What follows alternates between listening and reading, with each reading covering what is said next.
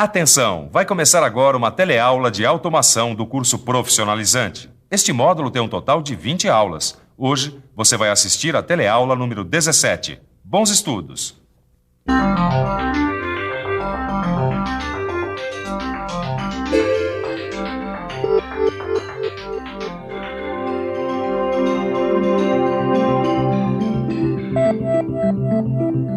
Na nossa teleaula de hoje, você vai fazer uma viagem pelo mundo da ficção científica. Você vai conhecer os robôs. Os robôs. Só que eles estão um pouco exaltados, porque os robôs de verdade não tem nada a ver com os robôs de ficção científica. Como você pode ver, eles são feios, surdos, mudos e burros. Mano, eu não tô exaltado, não. É óbvio que os robôs de verdade são bastante diferentes dos robôs dos filmes, mas eles também são super interessantes, porque os robôs conseguem fazer missões muito parecidas com as missões imaginadas pelos escritores de ficção científica. É verdade. Sabia? Então, se liga aí. Na teleaula de hoje, você vai conhecer os robôs industriais. Vai ver como é a sua estrutura e como esses robôs são controlados.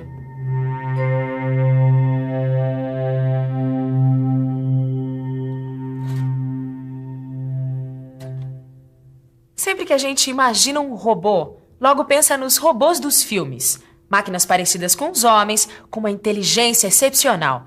Mas apesar da tecnologia ainda não ser capaz de fazer robôs como os dos filmes, os robôs de verdade são máquinas bastante úteis e versáteis. Dá até para dizer que são máquinas com 1001 utilidades. Afinal, hoje em dia, os robôs são usados para realizar desde atividades perigosas até missões em lugares totalmente inacessíveis às pessoas. Dá só uma olhadinha no nosso arquivo. Até um tempo atrás, muitos tesouros de navios estavam perdidos no tempo e no espaço, já que muitas vezes eles estavam em áreas perigosas e muito profundas, inatingíveis aos mergulhadores. Hoje quem sai em busca desses tesouros são os robôs.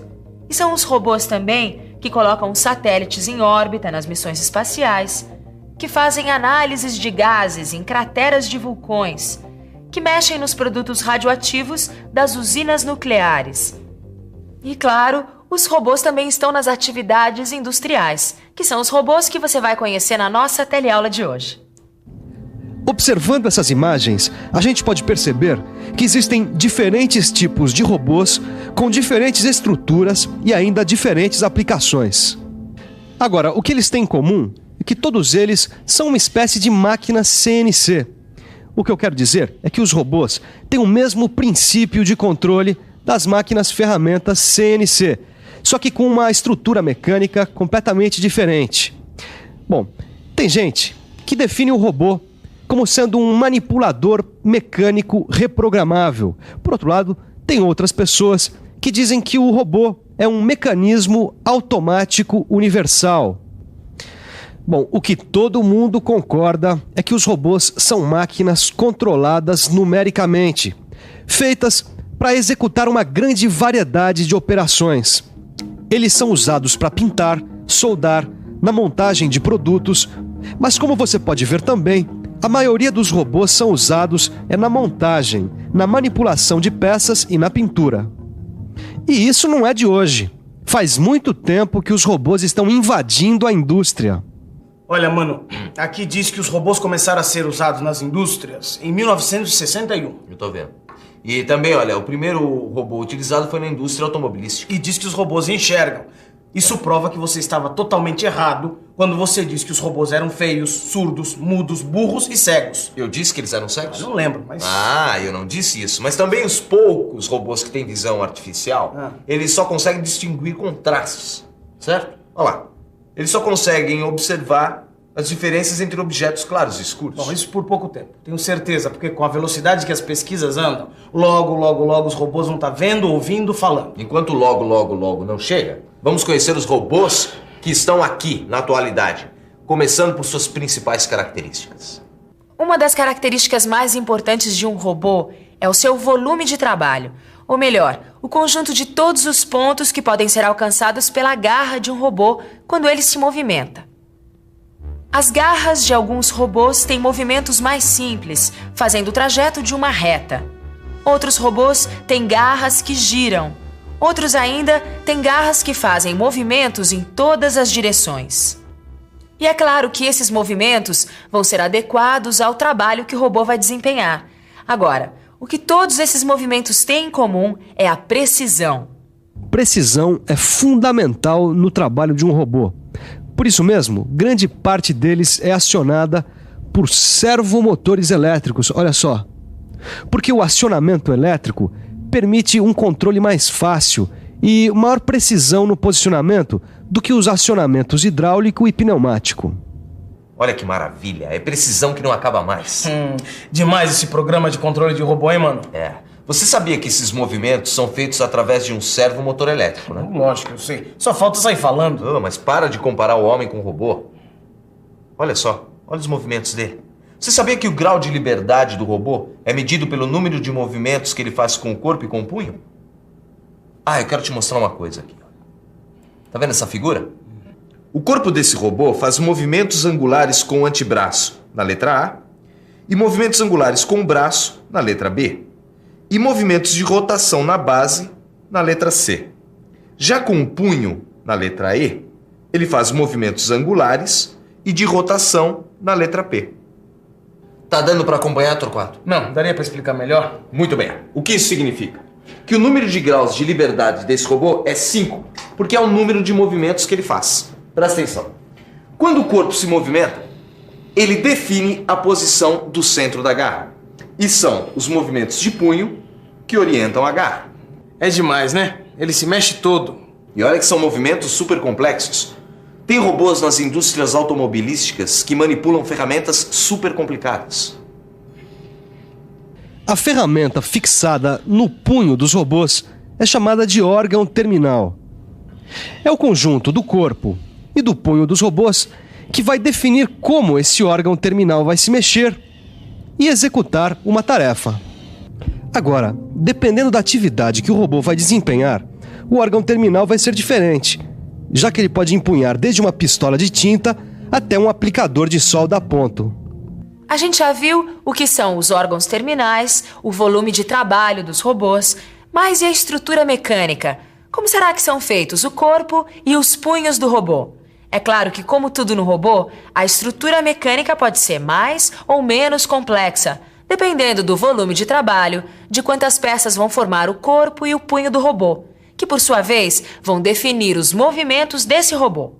Olha, Torquato, as juntas se movimentam através do acionamento do servomotor elétrico e de sistemas de transmissão mecânica. Isso. E a estrutura deles ainda é composta por engrenagens, polias, correias dentadas, por sensores e por redutores de velocidade. É isso mesmo. Tudo mecânico e eletrônico, sem nervos nem músculos. Mas você insiste, né? Voltando ao que interessa, como será que os movimentos dos robôs são controlados? Controlar os movimentos de um robô significa fazer com que os seus motores girem junto com cada uma das juntas para que o órgão terminal alcance a posição desejada. Como você já viu, o controle dos robôs é muito parecido com o das máquinas ferramentas CNC. À primeira vista pode parecer muito fácil controlar um robô, mas na verdade esse controle envolve aspectos mecânicos, eletrônicos e de computação. Afinal, cada ponto do movimento do órgão terminal pode ter uma orientação diferente. Além disso, o controle tem que levar em conta o que o órgão terminal vai manusear, as acelerações e desacelerações, os atritos entre os componentes mecânicos. Enfim, é uma série de cálculos que devem ser feitos durante a movimentação do robô, ou como se costuma dizer, em tempo real. Mas é muita coisa pra controlar, hein, mano? E olha que já melhorou bastante, hein? Por exemplo, com o desenvolvimento dos controles numéricos com velocidade de processamento maior, componentes mecânicos, materiais mais leves e resistentes, os robôs ficaram mais rápidos e precisos. É, lógico. Mas mesmo assim, eles ainda são menos precisos que as máquinas ferramentas CNC. Como assim, mano? Depois de tudo isso que a gente viu aqui, você vai querer me dizer que os robôs não são tão precisos? Não, eles são precisos. Mas além deles serem menos precisos que as máquinas CNC, eles são muito limitados. Eles só fazem o que está previsto. Eu não tô entendendo onde você está querendo chegar. É só pensar um pouco. Se acontece algum imprevisto no meio da trajetória, eles não têm como se safar. Além do mais, os robôs não pensam. Eles só obedecem o que os homens mandam eles fazerem. E eles são totalmente comandados e controlados pelos homens. Tudo bem, mano. Eu só quero saber como é feito um programa para controle de um robô. Só isso. Os métodos de programação dos robôs podem ser online ou offline. Na programação offline, que quer dizer fora de linha, é usada uma linguagem de programação parecida com a usada na programação das máquinas ferramentas CNC. Um tipo de linguagem que permite que o operador controle um robô que esteja trabalhando num outro ambiente. Na indústria automobilística, por exemplo, esse tipo de programação é usado para controlar os robôs que executam a solda de ponto nas carrocerias dos carros, uma vez que alguns pontos de solda estão localizados em regiões de difícil acesso. Só que esse tipo de programação ainda tem muitas limitações. Por isso, a mais usada ainda é a programação online, que é feita no mesmo ambiente onde está o computador, através de um painel de controle como esse aqui, chamado Teaching Box, que pode ser traduzido como caixa de ensinamento, ou ainda painel de controle manual. Vamos dar uma olhada nele mais de perto. Através desse painel, a gente movimenta os eixos do robô até o primeiro ponto da trajetória desejada. E essa posição é armazenada na memória do comando numérico. A seguir, a gente desloca o órgão terminal para o próximo ponto. E esse novo ponto é armazenado, e assim por diante. Enfim, armazenando cada ponto da trajetória e do movimento do órgão terminal, a gente ensina o robô o que ele deve fazer. Nesse tipo de programação automática, o trabalho do usuário, como você viu, é programar o robô para que ele repita exatamente o que foi ensinado a ele. E essa é justamente a desvantagem desse método de programação. Afinal, a cada nova tarefa, é necessário interromper a produção para ensinar ao robô essa nova tarefa. Tarefa. Mano, dá pra você falar qual é a função do robô nas indústrias? Torquato, a função é carregar materiais. Eles carregam e descarregam máquinas e distribuem materiais nas bandejas ou estrados. Tem robôs sendo utilizados nas montagens de produtos. Aliás, tem robôs sendo utilizados em muitas coisas. Porque como o robô é uma máquina universal, as pessoas sempre encontram novas aplicações para eles. Tudo bem, mano. Já que você insiste, o robô não é uma réplica do homem como nos filmes. Mas por tudo que a gente viu aqui, dá pra perceber que o robô substitui o homem como uma máquina-ferramenta. É isso? É isso mesmo, e isso em grande escala. Tem algumas indústrias automobilísticas com estações de soldagem totalmente automatizadas, com robôs que trabalham ao mesmo tempo com vários modelos de carros diferentes. A indústria automobilística é uma das principais usuárias de robôs. Nas estações de soldagem de carrocerias de algumas dessas fábricas, praticamente todo o processo é feito por robôs. Através de um sistema de identificação, a carroceria, ao passar pela estação, é identificada. E a partir dessa informação, é acionado o programa específico para o modelo que foi identificado, o que permite que uma mesma linha trabalhe com diferentes modelos de automóveis de um modo flexível. Flexível. Já ouvi essa palavra mais de 1000 vezes nesse telecurso de automação. É claro, e se não fosse essa tal de flexibilidade, certamente você não poderia estar fazendo essa pesquisa de robôs no seu computador. Tá bom, mano, tá bom. E você, para aprender direitinho, é bom fazer uma revisão sobre a flexibilidade dos robôs. E atenção, se liga aí que é hora da revisão. Na teleaula de hoje, você viu que os robôs são máquinas CNC. Viu que os robôs desenvolvem, principalmente, atividades de soldagem, manipulação de peças e pintura. E viu que o número de graus de liberdade de um robô corresponde à sua capacidade de movimento. Viu só como os robôs são super interessantes? Para você saber mais sobre eles, é só consultar no seu livro. É isso aí. Tchau, até a próxima.